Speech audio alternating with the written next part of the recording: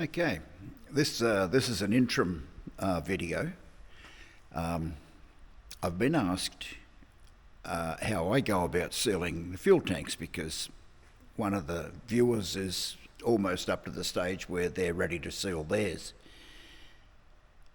In light of what's gone on with my fuel tanks, I don't know if I'm the ideal person to ask, or the other way of doing it is to look what I did and then do something completely the opposite because I got it wrong.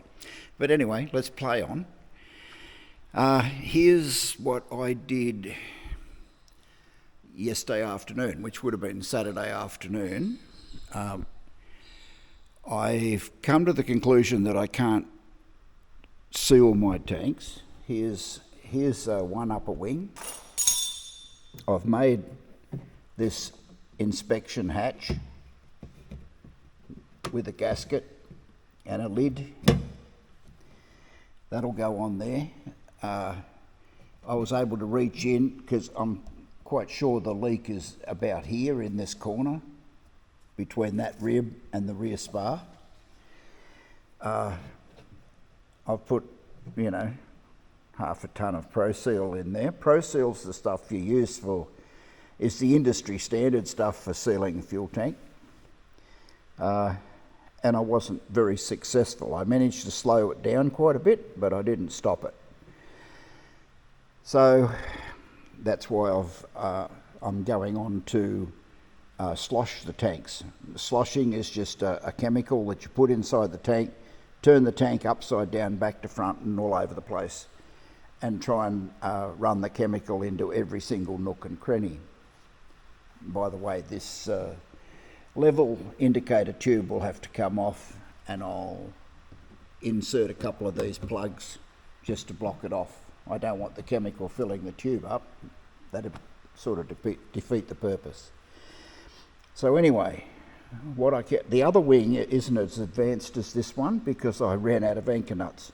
Can you believe it? I've used 8 million anchor nuts on this aeroplane and I'm about 20 short.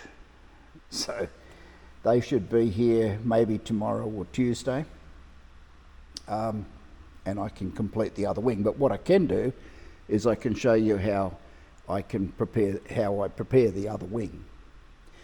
And we'll assume that I'm just going to show you this bit, but we'll assume that it's all of the ribs and all of the pieces that go in to form the fuel tank. Yeah, that's what my intention is. Let's have a look at the other wing and I'll talk you through it.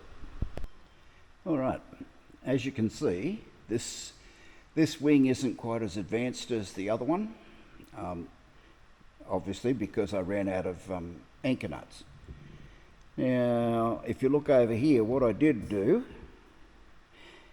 is I cleaned this area where the fuel cap is going to attach, and I've actually glued the fuel cap unit into the wing with Pro Seal. This maroon coloured stuff is Pro Seal, and like I just said before, Pro Seal is the standard for sealing fuel tanks. If you saw one of my videos called pressure testing the fuel tank, if I'd have done the pressure test on the fuel tank properly, I would have picked up that there was a leak. But what I had was this wasn't sealed to the tank very well, and there was quite a leak around here. And so, okay, there's a leak. Yep, there it is. No problem. Well, yes, there was also a little tiny leak elsewhere that was a problem. So, yeah, good idea to seal that up properly. I don't want fuel in flight. You'd have to be in rough air or something to slosh around and have it come over and go under the fabric. I didn't think that's a good idea. So I've actually sealed that fuel cap off. Now, if I were doing this from scratch, let's say I've just made these pieces. Yeah, here they are here. I made a lid. Well, there's a gasket, and there's this piece which will have anchor nuts all over the place. These are all dimpled. I'm going to use solid rivets to rivet these on, but if you've got some sort of blind rivet or pop rivet, then okay, your holes will be bigger than this. Or you use 332 pop rivets, which are a little bit more difficult to get. You're not going to get them from the hardware store. Okay, but step one in this, it's a pretty simple process. Step one is to clean this up with what I do is I just use simple wash up detergent for washing the dishes, yeah, and a bucket of water. Wash that this maroony coloured Scotch-Brite material, which that's too big. I normally cut them in half, fold it in half and just run a knife along, cut it. Yeah, scrub the daylights out of it with the washing up detergent and get it nice and clean. Don't be tempted to use steel wool. Steel wool is not to be used on aircraft aluminium. The particles of steel will get stuck and you'll have a corrosion problem. This is a simple a Scotch-Brite pad from the supermarket. No reason in this wide world you can't use that. This one will be available from the paint shop. Yeah, you're going to have to become friendly with the person at the paint shop anyway, because they're probably going to have the other stuff you need. Right, so we've cleaned it up. We've washed the daylights out of it with fresh water to wash the detergent off. The next, and this is the Stewart system, the next stage that I use is this. It's called EcoClean. It's actually a degreaser and detergent. It does both jobs. And I imagine the chemicals that I'm waiting on to do the tank will be something like this. This maybe in a not as an aggressive form as this one, but something like this, a degreaser detergent. And I imagine it'll be put into the tank and sloshed around all over the place and then recovered. But this is because I've got it, but there's lots of other cleaners like this that your paint shop will supply. Okay, again, more fresh water, wash and wash and wash to get rid of any residue from this. And in the meantime, you're wearing gloves and probably a respirator. When it comes to the next bit, which is also Stewart Systems, this is an etcher, which is basically a dilute acid. It probably says on there whatever it is, but you don't want to be breathing it. It's probably not very good for your lungs. But yeah, this will etch the surface of the aluminium so that the paint sticks to it. But it also, I use it on the inside of the fuel tank, but before I assembled it, so that I can wash and wash and wash and get rid of this again. You know, the old dilution is a solution to pollution type of thing. Righto, once you've got that, and of course I use these spray bottles. I spray that both the degreaser and the etch with these bottles. They cost a couple of bucks. You just buy them from the supermarket. They're cheap and nasty, mostly nasty. But I use that. Then when I'm ready to assemble, I wash and wash and wash with acetone. This is just acetone from the hardware store. And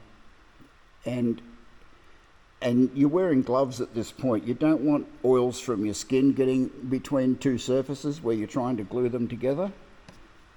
Okay? And so everything's spotless now. You stop with the water, the acetone will evaporate at its own rate before you glue your two pieces together. I'm going to do that with this piece, and it's going to be installed up under there, riveted around, and it's going to have anchor nuts all over the place to take screws for this panel. So I can take that panel back off again if it leaks in the future. That's a great big if, as a matter of fact. So now, how do we glue the bits together? There's the sealing compound. This is a kit, but the sealing compound, we call it Pro Seal. It might be called PR something. This one here is 1442. Here it is. It's a class 2, but B2. The 2, the final bit on the end of the number, that B2, is it's pot life, basically, how long before it starts to go off. And 2 is 2 hours. Because you can also get B a half, so be careful. Half an hour is not very long when you start getting glue all over the place. You'll probably wind up with more of this on you than on the aeroplane. But this thing is a kit. Looks like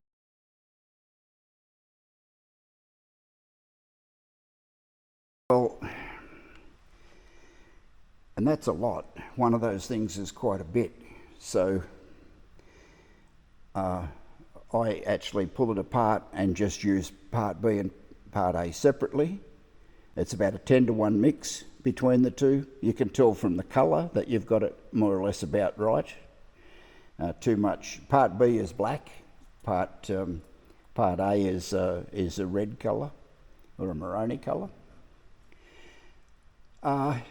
Yeah. Then you can either put it on, Cleco it on. The Clecos will come back out tomorrow. Yeah, leave it over 24 hours or something like that. Then drop the rivets in and pull them up. Drop the rivets in wet. Mix up some more of this. Put it on the rivet, poke it in, and pull the rivets up while it's wet. Of course, you're doing this on this tank. This skin is not fitted. The skin would be off, so you can actually gain access to all of the rivets. And I'd put a fair liberal coating over the top of the rivets as well. I didn't do it, but what I suggest is that you do it. The stuff is relatively expensive and it's got a fairly short shelf life. Yeah, it's probably only good for about 3 to 6 months. So don't be buying it when you buy the rest of the kit, because it's going to take you a couple of years to put the kit together, and then it's the end of date now and it's dear. It's quite expensive, and you're going to have to start over again. So I don't know, maybe buy 2.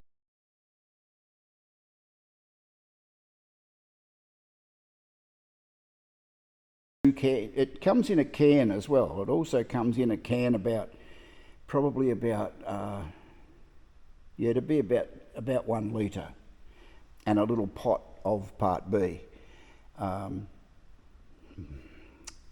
Maybe buy 2 of those kits. If you stretch it, 1 will probably do, but if you've got the money and or be ready to buy a second kit, do 1 wing and see how far you get with 1. Or you buy these kits like the one in this plastic bag here with the syringe thing. They only hold about half as much, which it probably says on there somewhere, but I don't know. I don't know what it is. But yeah, it's you don't want it to be out of date, put it that way. You want the best starting point you can get, and out of date chemicals is probably not a good starting point. So anyway, that's it. Rivet it together while it's wet, or put the rivets in wet after the initial coat's gone off. Leave it for 24 hours, then put the rivets in I did the other wing that you saw earlier over there. I wet assembled that last night. So I squeezed the rivets while it was still wet, and it worked fine.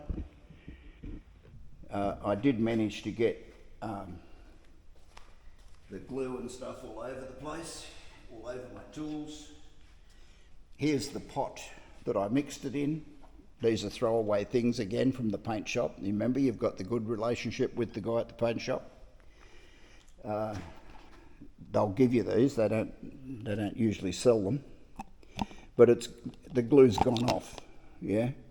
And in the next couple of days, it'll go. Well, it'll reach full strength after a couple of days, yeah. So that's what just grab a few of these at the paint shop when you're down there buying your Scotch-Brite pads. But that's it. That's about all I can offer. Otherwise, it behaves kind of similar to a Celastic type material. It can be spread. Where are we? Here. It can be spread around. You'll wind up with it all over the place. There was obviously a little bit spilt here. It stained the fabric a little bit, but I'm sure it'll wash off. But that's it. Good luck. But cleanliness is a big deal. Lots of acetone. Wash all the bits. Keep them clean. Try and keep yourself clean. That's a difficult part as well. Good luck. That's it. Hope you enjoyed that. I'll try and get some pictures of some of these chemicals and things and put on in the video as well. But that's it. See you later. Bye now.